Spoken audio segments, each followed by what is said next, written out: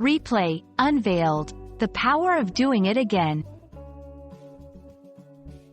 Hello, wonderful learners. Today, we're diving deep into a word that's commonly used, but not always fully understood: replay. Whether you've heard it in a game context or while using tech gadgets, by the end of this video, you'll grasp its essence. Replay, as the word suggests, is composed of two parts: re and play. The prefix re means again or back. Play can mean to engage in an activity, operate a device, or perform an action.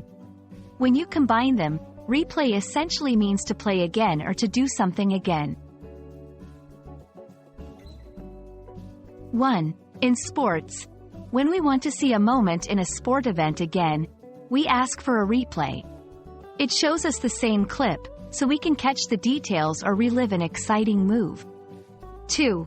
In music and videos, ever liked a song or a clip so much you wanted to experience it again?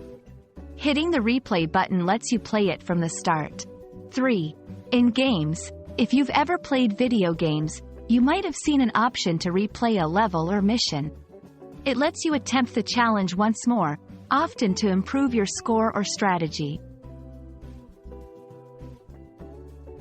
While replay generally means to do or see something again, its exact interpretation can change based on context.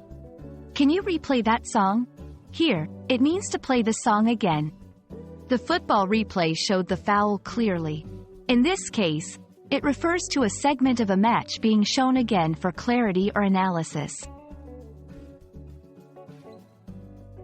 There you have it, folks. Replay might seem like a simple term, but it's widely used in various contexts, always carrying the essence of revisiting something. We hope this explainer has made the term clear for you. Until next time, keep learning and always feel free to hit the replay on our videos. Closing parenthesis.